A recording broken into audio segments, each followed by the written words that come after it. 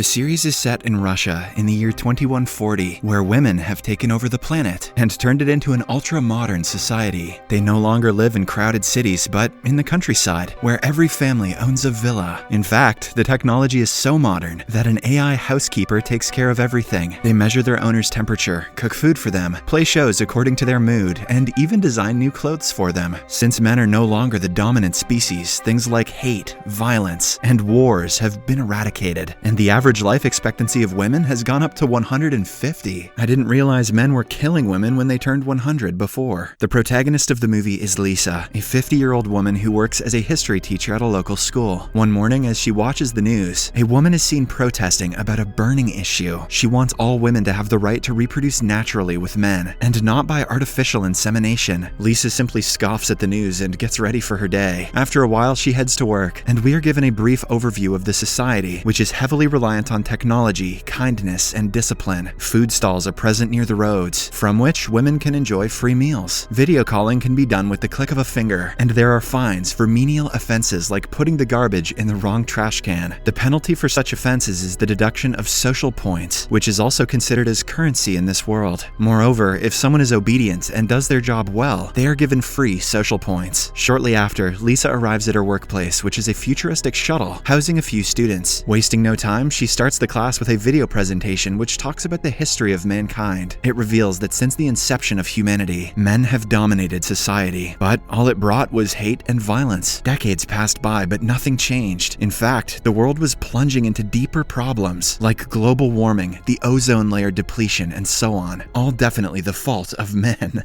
Then, in the year 2030, a deadly conflict between the United States and North Korea changed everything. Some scientists in Pyongyang developed a virus to destroy all the men in the US military. However, the virus quickly spread to other parts of the world too, and decimated 99% of the male population. Did Donald Trump write this movie? As the video continues, it shows that after the women took over, they slowly started reversing the damages done by men. Global warming began to lessen, pollution levels decreased, animals started multiplying in number, and overall, the Earth started becoming a better place to live. At last, the video mentions that the birth of boys, i.e. primates, has become extremely rare, and those who grow up are relocated to a dilapidated part of the city where technology is still primitive. Here, we get to know that the male population is looked upon like apes. They have little intelligence, they're filthy, and they're always after two things: intercourse and violence. Ugh. Disgusting. Once the presentation is over, Lisa takes the girls to the edge of the colony, from where they can see the place where men live. After the fall of men, the cities have been turned into slums. Following this, we are taken to a nearby slum, which is the home of a group of primates with very limited use of technology and etiquette. Their lives are very simple. We can even see some females there, probably some rebels who couldn't adapt to the futuristic society. Among the men live a normal-looking guy named Gara, who is a virgin. All he wants is to get laid, but at the same time, he is very helpful and considerate of others. There is also a masculine brute named Baron, who acts as the leader of the slum. He is sick of the matriarchal society and wants to initiate an uprising. In one of his speeches, he mentions the 100-year history of the slums. Several decades ago, after women took over the world, men were treated as animals and even used as livestock. But one day, Baron's brave grandfather escaped their society and came to the city, where he started building the slums from scratch. He even brought some women with him to reproduce. As everyone listens to the speech with great interest, Lisa arrives there with her students. It turns out that she has brought them on a field trip to see the primates, or in other terms, to see a zoo. As expected, the men are enraged to see themselves being looked at like animals. After a while, when Lisa and a student named Maria reach a restricted area, Gara approaches them and tries to hide them. In the heat of the moment, he also suddenly kisses Lisa. Taken aback, she quickly blows a whistle and disorients Gara, but also ends up attracting the attention of some other men who arrive at the scene and apprehend the girls. Shortly after, Baron organizes a slapping competition. The one who wins can procreate with the women. Concerned about their well-being, Gara decides to participate, but to his dismay, he is pitted against a giant. Fortunately, when the giant swings his hand violently, Gara ducks down, causing the nearby Baron to get knocked out. Taking this as the perfect opportunity, the women flee to their shuttle while Gara rushes to his grandfather's house. In the next scene, a shuttle bus stops at a regular checkpoint to get some batteries. After it starts moving again, surprisingly, Gara comes out from one of the battery barrels. This startles the shuttle owner, Julius, who is also a male. It turns out that Julius is a seed keeper, whose only task is to release semen and impregnate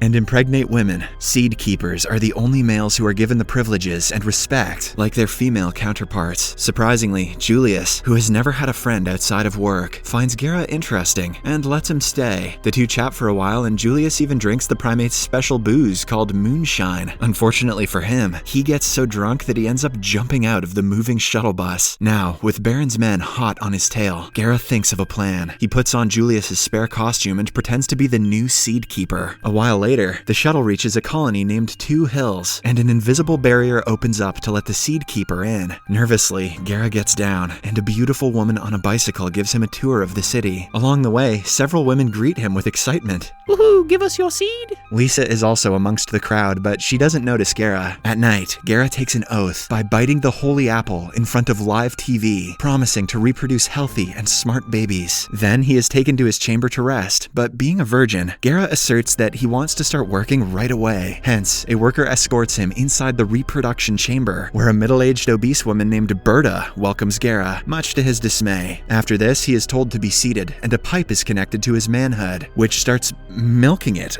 profusely. Oh my god.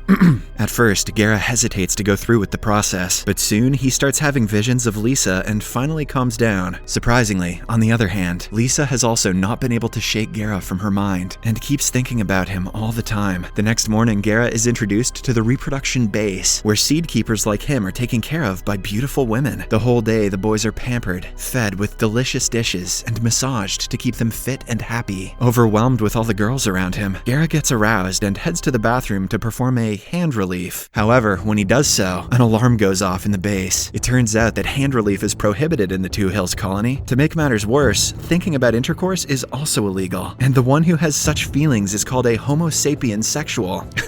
Holy shit. Elsewhere, Lisa and her family, which consists of her mother Paulina and grandmother Anya, are at the local court. It turns out that the student from earlier, Maria, told the authorities that she was briefly apprehended by the primates. Hence, she, along with Lisa, are tried at the court to check if they are guilty. Nervous, Lisa opens up to her best friend Tanya that she was kissed by a primate, but the latter tells her to be confident as no one is going to know about it. Soon, the trial begins, and Maria's mom Vivian, who happens to be a high-ranking councilwoman in the colony, tries to put all the blame on Lisa. However, Lisa doesn't stay quiet and reveals that they went to the slums at Maria's request. She even goes on to show video footage from her AI, which verifies her claims. With this, Lisa is about to prove her innocence, but just then, her evil best friend Tanya rats her out and tells everyone that she was kissed by a primate. Hearing this, everyone is shocked, and the judge punishes Lisa with 80 hours of community service, while Tanya is rewarded 20 social points for her honesty. Elsewhere, Julius somehow stumbles upon the slums, where he is approached by Gera's grandfather. The old man decides to help him out, but only if he keeps his identity a secret. Having no choice, Julius agrees. Later, he is taken to Baron, who is hanging out at the local bar. Julius tries to start on a positive note, but Baron makes a mockery out of him by twisting his finger. The same day, Julius is given a haircut to make him look more presentable. Soon, a lady who is clearly infatuated by his good looks approaches him to treat his finger. Unfortunately, Baron notices this and becomes envious. He then orders one of his bodyguards, the Giant, to confront the outsider and take care of him. Without any hesitation, the Giant obliges, and he challenges Julius to a slap fight. Later, the preparations for the fight are made, and the entire community is gathered to witness the event. Soon, the fight begins, and the Giant goes first. He slaps Julius with all his might and takes him down, but to everyone's surprise, the latter gets right back up. He then unleashes a lethal right hand, which knocks the Giant out cold. Never underestimate the power of a man who withholds his seed. On the other hand, Berta takes all the seed keepers out for a walk. During the journey, Gera gets tired of all the rules that they have to strictly follow. For instance, if a seed keeper wants to fart, he has to ask permission and enter a fart capsule to do the deed. After a while, the group arrives at a statue, which appears to be of Greta Thunberg. Turns out that she is regarded as a goddess in this land. While everyone is busy praying, Gera gathers some of his colleagues and encourages them to have some fun. 3 of the guys agree, and together they venture off to the nearby sea to catch fish. There, the guys notice that Gera has unshaved legs, something which is prohibited inside Two Hills. They also find out that he has a lighter, which is regarded as a dangerous weapon. However, instead of being suspicious, the guys like Gera's rebellious nature and consider him a role model. With this, the group catches some fish and enjoys the evening until a nearby fire alarm starts blaring and blows their cover. Hence, they are sentenced to a full day's tour of the education center. The next morning, as Guerra is having one of his regular massages, his caretaker is suddenly replaced, and the new one is revealed to be none other than Lisa. It turns out that she was sent to serve in the reproduction base as a punishment. Both Guerra and Lisa are shocked to see each other, but nonetheless, they don't say anything. Later, the 4 seed keepers who previously violated the community's protocols are brought to the education center. There, they are brainwashed with several presentations, which certify that men are the superior race, and that men should be dominated. The presentations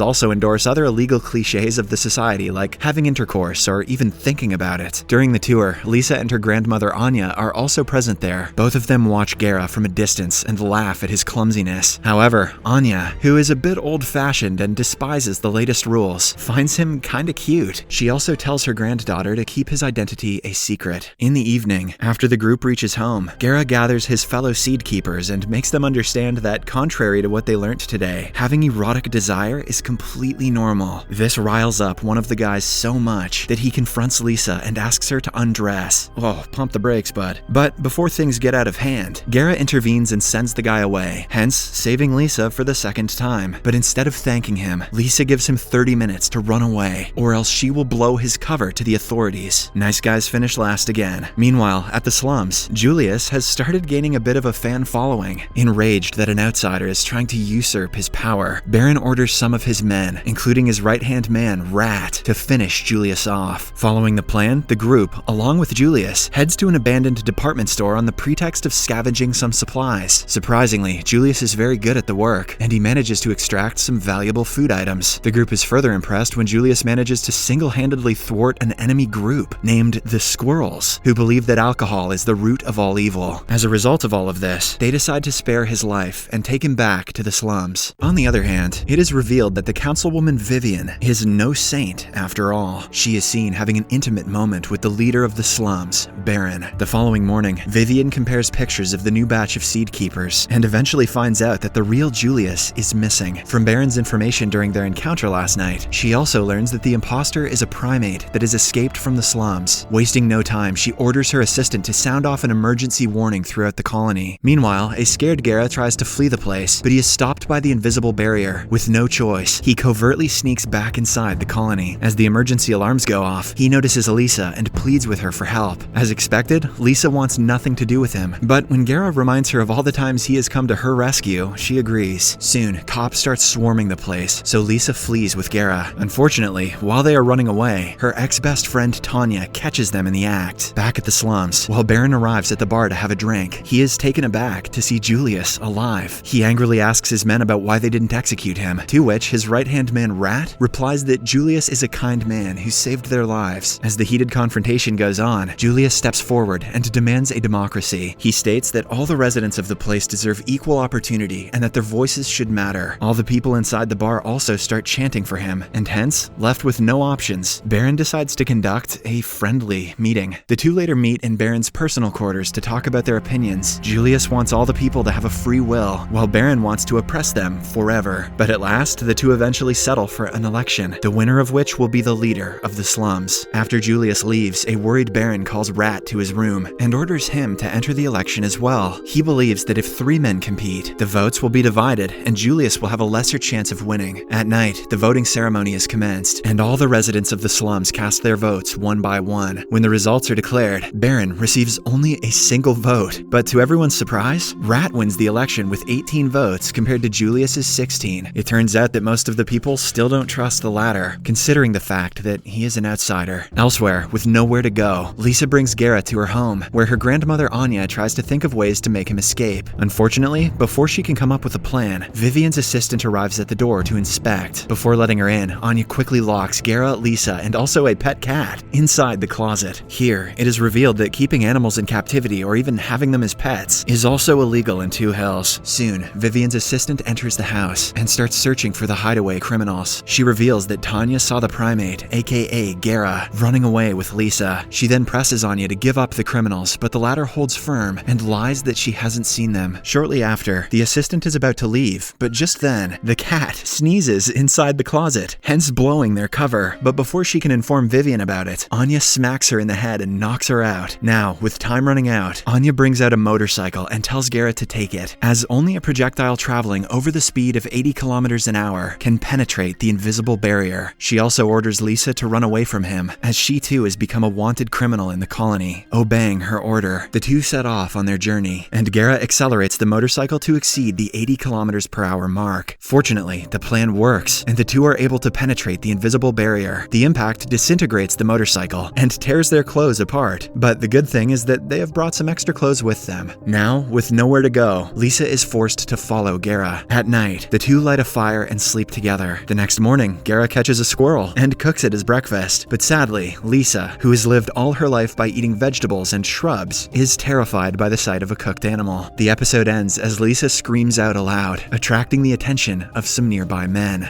To see what happens next, watch the second part in Series Recapped.